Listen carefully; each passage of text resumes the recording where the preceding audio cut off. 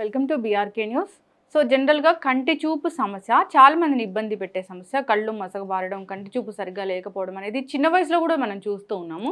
అసలు ఎందుకు ఈ ప్రాబ్లం అనేది వస్తూ ఉంది, రాకుండా జాగ్రత్తలు ఏం తీసుకోవాలి, వస్తే వెజిటబుల్ థెరపీ వైద్యం ద్వారా దీన్ని ఎలా తగ్గించుకోవచ్చు, హోమ్ రెమెడీస్ ఏమున్నాయి, వివరాలు తెలుసుకుందాం. మనతో పాటు ఉన్నారు ప్రముఖ వెజిటబుల్ థెరపిస్ట్ అండి, sun spiritual society founder Vikramaditya Guruji గారు.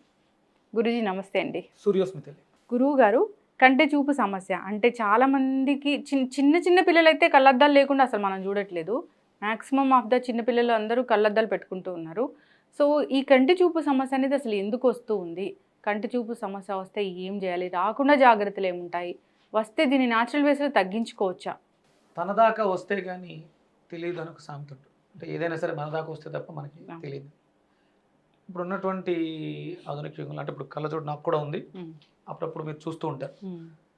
అంటే మనం సెల్ ఫోన్ చూసేటప్పుడు, పుస్తకాలు ఏదైనా చదివేటప్పుడు ఇబ్బంది అవుతుంది. ఎందుకు ఇబ్బంది అవుతుందంటే చేతులారా అంటే ఎవరో ప్రేక్షకులు అడిగారు, చూసేవాళ్ళు అడిగారు, అది కాదు. మనం అందులో ఉన్నాం, అందులోంచి మనకి సమస్య వచ్చింది కాబట్టి దానికి పరిష్కారం ఏంటని ఆలోచించే విధానంలో మనం కొంచెం ఉన్నతంగా ఆలోచించాం. అంటే ఇప్పుడు దీనికి మనకి హై హాస్పిటల్స్ విపరీతంగా పెరిగినాయి, అవేర్నెస్ చాలా అద్భుతంగా ఉంది. కానీ సమస్య ఇంకా పెరుగుతుంది తప్ప ఎక్కడ తగ్గట్లేదు. ఇప్పుడు మనం కంటికి సమస్య వచ్చింది, కళ్ళ డాక్టర్ దగ్గరికి, చెవు దగ్గర సమస్య వచ్చింది, చెవు డాక్టర్ దగ్గరికి, నోట్లో సమస్య వచ్చింది అంటే మనం ఈఎన్టీ, ఇలా ఒక్కొక్క దానికి ఒక స్పెషలిస్ట్ని పెట్టుకుని అక్కడికి వెళ్తున్నప్పుడు సమస్యకి పరిష్కారం ఏం దొరకట్లా. ఇప్పుడు మీకు చూపు మందగించింది, మసకగా కనపడుతుంది, ఒక సర్జరీ ఆ లోపల ఉన్న చెడిపోయిన లిక్విడ్ని తీసి ఒక ఆర్టిఫిషియల్ దాన్ని పెడుతున్నారు. అది ఎంతవరకు సమస్యకి పరిష్కారం? ఇది చాలా దారుణమైనటువంటి స్థితి. దీనికి ప్రధానమైనటువంటి కారణం మనం తీసుకునేటువంటి ఆహారం. దీన్ని మార్చకుండా మీరు ఎన్ని రకాల మందులు మార్చినా, ఎంతమంది డాక్టర్లని మార్చినా ఈ సమస్యకి పరిష్కారం, శాశ్వత పరిష్కారం లేదు. మనం సమస్యని కప్పిపుచ్చుకొని, అంటే లెన్సు ఇదివరకు కళ్ళు కనపట్లేదంటే అద్దాలు వేసేవారు, తర్వాత ఇప్పుడు అది పోయి లేజర్ ట్రీట్మెంట్, లోపల ఏదో ఇన్సర్ట్ చేయడం తప్ప మీకు అది 100% సమస్యకి పరిష్కారం. దీంట్లో మనకి రావాల్సింది ఏంటంటే ఇక్కడ ప్రధానమైనటువంటి కారణం మనం తీసుకునే ఆహారం పాడైపోయింది. మనం ఏం తింటున్నాం అనే స్పృహని కోల్పోయాం. తినేయాలి అంతే, తింటూ ఉండాలి. ఒంట్లో బాగాలేదు, ఏదైనా తినేయాలి, ఏమైనా పెట్టేయాలి. తల్లి అలాగే అనుకుంటుంది, అందరం అలా ఆలోచిస్తున్నాం, పెట్టేయాలి, తినేయాలి. ఈ తిండి ద్వారానే ఇన్ని రకాలైనటువంటి రోగాలు వచ్చినాయి. దీనికి ప్రధానమైనటువంటి కారణం ఏంటి అంటే సూర్య అపచారాలు అంటారు దీన్ని. అంటే జగతికి కళ్ళు సూర్యుడు. సూర్యుడు లేకపోతే ప్రపంచం అంతా కూడా అంధకారంలో ఉంటుంది. అదే అంధకారం మనకి మాంస చక్షువులు అంటే కంటికి కనిపించేటువంటి చక్షువులను మనం పాడు చేసుకోవడం ద్వారా మనం మన దృష్టిని కోల్పోతున్నాం. అది సూర్యుడే దీనికి ప్రధానమైనటువంటి కారణం. కళ్ళకి సూర్యుడి కారణం. మీకు అంటే ఇప్పటికి పూర్వం పరమాచార్య ఆధ్వర్యంలో ఒక పెద్ద ఆయన ఆ సమయంలో అంటే ఇప్పటికీ ఒక 100 సంవత్సరాల క్రితం వెళ్ళినప్పుడు ఆయన చక్షోపనిషత్ని చదివావో అని అడిగారట. ఆయన అడగడంతో ఆయన ఏమి అంటే చదవలేదు, ఇప్పుడు చదవడానికి చూపలేదు. వెంటనే ఆయన ఒక పెద్ద ఆయన్ని తీసుకుని కాశ్మీర్ దేశానికి వెళ్ళి అక్కడ ఉన్నటువంటి గ్రంథాలయంలో నిక్షిప్తం చేయబడి ఉంది ఈ గ్రంథాలు. దాన్ని ఆయన చదివారు, ఈయన విన్నారు. 12 రోజులలో కోల్పోయినటువంటి చూపుని సాధించాడు ఆయన కేవలం వినడం ద్వారా. చక్షోపనిషత్, చక్షు. ఈ చక్షువులకి ప్రధానమైనటువంటి కారకుడు సూర్యుడు. సూర్య అపచారాలు అంటే సూర్యోదయ సూర్యాస్తమయాల మధ్యలో మాత్రమే మన అన్నపానాదులు ఉండాలి. సూర్యోదయానికి పూర్వం ఉషఃపానం ఉండాలి తప్ప అంతకు మించి ఉండకూడదు. అలాగే సూర్యాస్తమయం తర్వాత ఎలాంటి ఆహారాన్ని తీసుకోకూడదు, ద్రవ పదార్థాల్లో చలువ చేసే పదార్థాలు తీసుకోకూడదు. మనం ఇవన్నీ చేస్తున్నాం. ఇప్పుడు మీకు చూడండి, తెల్లవారుజాము 4 గంటలకి బిర్యానీ సెంటర్స్ ఓపెన్ అయ్యి ఉంది. అవును, ఏదో గర్వంగా గొప్పగా 4 గంటలకు బిర్యానీ వండి అమ్మి నువ్వు ఏం సాధిస్తావు, తిని నువ్వేం సాధిస్తావు అంటే అవే వీడియోస్ వైరల్ అవుతుంటాయి. ఏంటి అంటే గొప్ప, అది అభ్యున్నతి ఏంటి? అడుక్కు తినే స్థితికి వెళ్తున్నాం మనం. ఎప్పుడు తినాలో అప్పుడు తినాలి, ఎంత తినాలో అంత తినాలి. అవన్నీ చెయ్యకపోవడం వల్ల విపరీతమైనటువంటి క్యాన్సర్స్, అల్సర్స్, నరాల వ్యవస్థ డ్యామేజ్ ఇన్ని రకాల కారణాలు, ఇన్ని రకాల రోగాలకి కారణం నువ్వు తీసుకునేటువంటి, నువ్వు వండేటువంటి, నువ్వు అమ్మేటువంటి ఆహారం. ఇప్పుడు నాకు ఫోన్స్ వస్తూ ఉంటాయి, మాది హోటల్, నేను వ్యాపారం డల్గా ఉంది, మాది కోళ్ల ఫారం వ్యాపారం డల్గా ఉంది, మాది చేపల చెరువులు వ్యాపారం, ఇవన్నీ కూడా అసాంఘికం, ఆత్మకి ద్రోహం చేస్తున్నారు.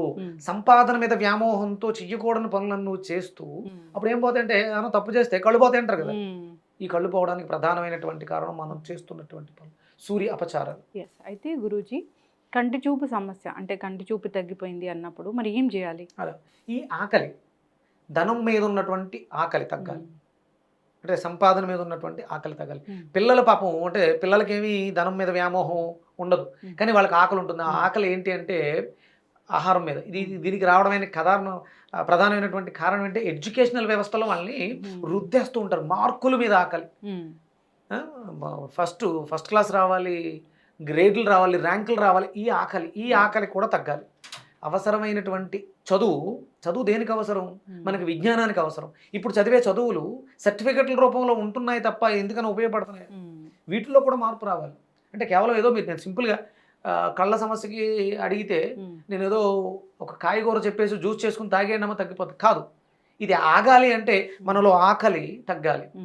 ఆకలి వేస్తుంది అంటే అది రోగం, సరైన సమయం కాకుండా ఆకలేస్తుందంటే అది రోగం. ఆ రోగానికి ఉపశమనం కాయగూరల ద్వారా మనలో ఉన్నటువంటి భావోద్వేగాలలో మార్పు వస్తుంది. ఇక్కడ కళ్ళకి సంబంధించి లివర్ ప్రధానమైనటువంటి కారణం తీసుకుంటుంది. అంటే మనకి చూడండి, జాండీస్ వచ్చినప్పుడు కళ్ళలో కనిపిస్తుంది ఫస్ట్.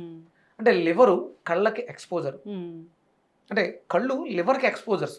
లివర్లో జరుగుతున్న పరిణామాలని మనకి కళ్ళలో చూపిస్తూ ఉంటాయి. కళ్ళలో చూసి ఆ కని గుడ్డు ద్వారా కూడా ట్రీట్మెంట్ చేసే వైద్యాలు ఉన్నాయి. అంటే కంటి చూపును బట్టి మనిషి రోగాలను కూడా అంచనా వేసే స్థితి ఉంది.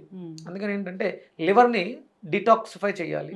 అలాగే శరీరంలో ఉన్నటువంటి ఎసిడిక్ నేచర్, పెద్ద ప్రేవులు, చిన్న ప్రేవులు, urine bladder, urinary tract system, వీటిని కూడా బాగు చేసుకోవాల్సిన అవసరం చాలా ఉంది.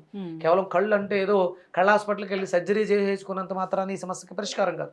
లోపల ఇంకా ఇంటర్నల్ ఆర్గాన్స్ డ్యామేజ్ అవుతున్నాయని చెప్పడమే దీనికి మనం ప్రధానమైనటువంటి కారణం. ఆత్మకి కళ్ళు ఎంట్రీస్.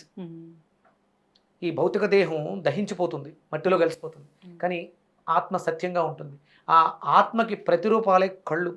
కళ్ళ ద్వారా మనం చాలా రకాల భావోద్వేగాలను ఎక్స్ప్రెస్ చేయొచ్చు, భయాన్ని ఎక్స్ప్రెస్ చేయొచ్చు, బాధను ఎక్స్ప్రెస్. కళ్ళే చాలా అద్భుతంగా చెప్తాయి. వీటన్నిటికీ ప్రధానమైనటువంటి కారణం మన శరీరంలో అంతర్గత అవయవాల్లో ఉన్నటువంటి టాక్సికేషన్లో లివర్ ప్రధానమైనటువంటి కారణం. మనకి మంచి నూనె లేదు. మరి ఇప్పుడు మంచి నూనె లేనప్పుడు ఏం చేయాలి అంటే, ఏది పడితే అది నూనె వాడేయటం కాదు, లేదు మానేద్దాం.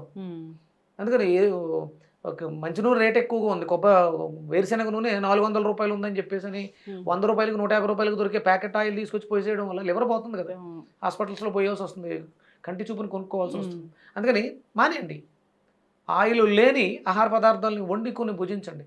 ప్రతి పదార్థంలో ఎంతో కొంత తేమ ఉంటుంది, జిడ్డుతనం ఉంటుంది, అది సూర్యుడి ద్వారా వస్తుంది. అందుకని ఉడకబెట్టుకుని పచ్చివి కూడా తినేయచ్చు. దీనికి ప్రధానంగా లివర్ని డిటాక్స్ చేసుకోవడానికి మనకు ఉపయోగపడే పదార్థం దొండకాయ, అలాగే బూడిద గుమ్మడికాయ. మీరు నేను ఒక ఎపిసోడ్లో మీకు చూపించాను, బూడిద గుమ్మడికాయను కూడా కొంచెం ఉప్పు మిరియాల పొడి వేసుకుని మనం తినేయచ్చు. దొండకాయలు చిన్న చిన్న ముక్కల కింద కోసుకుని నిమ్మరసం, పెప్పరు, కొంచెం అల్లం, సలాడ్స్ లాగా తీసుకుని తినేయచ్చు. ఇవి రెగ్యులర్గా తినండి, పొట్టని శుభ్రంగా ఉంచుకోండి. ఆహారం అనేది కేవలం అవసరం, బ్రతకటానికి మాత్రమే తినాలి. దొరుకుతున్నాయి కదా అని ప్యాకెట్లు అర్ధరాత్రి అపరాత్రులు చూడకుండా తినేయడం వల్ల కళ్ళు పోతాయి. ఏదైనా తప్పు చేస్తే కళ్ళు పోతాయి అంటారు కదా, మనం చేసేది తప్పు కాబట్టి కళ్ళు పోతున్నాయి. అది పిల్లలతో సహా, పిల్లల బాధ్యత తల్లిదండ్రులది.